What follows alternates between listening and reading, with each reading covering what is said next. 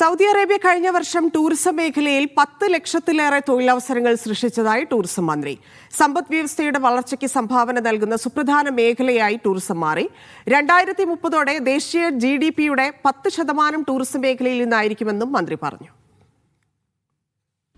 2025 അവസാനത്തോടെ സൗദി അറേബ്യയുടെ ടൂറിസം മേഖല 10 ലക്ഷത്തിലധികം തൊഴിലവസരങ്ങൾ സൃഷ്ടിച്ചുവെന്ന് സൗദി ടൂറിസം മന്ത്രി അഹമ്മദ് അൽ ഖാത്തിബ് പറഞ്ഞു.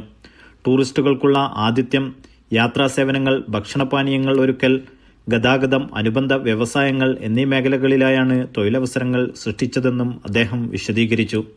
നിലവിൽ GDPയുടെ 5 മുതൽ 6% വരെ ടൂറിസം മേഖലയിൽ നിന്നുള്ള വരുമാനമാണ്. 2030ഓടെ ഇത് 10% ഉയർത്തുകയാണ് ലക്ഷ്യമെന്നും മന്ത്രി കൂട്ടിച്ചേർത്തു.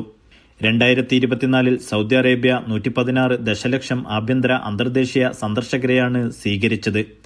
2025 ഇത് ഉയർന്നിട്ടുണ്ട്. ടൂറിസത്തിന്റെ സ്വാധീനം സാമ്പത്തിക നേട്ടങ്ങൾക്കപ്പുറത്തേക്ക് വ്യാപിക്കുന്നുണ്ട്. സ്ത്രീകളുടെ വർദ്ധിച്ചുവരുന്ന പങ്കാളിത്തം, ചെറുകിട ഇടത്തരം ബിസിനസ്സുകളുടെ വളർച്ച, ചരിത്രപ്രധാന സ്ഥലങ്ങളുടെ പുനരുജ്ജീവനം എന്നിവ അതിൽ ഉൾപ്പെടുമെന്നും മന്ത്രി വ്യക്തമാക്കി.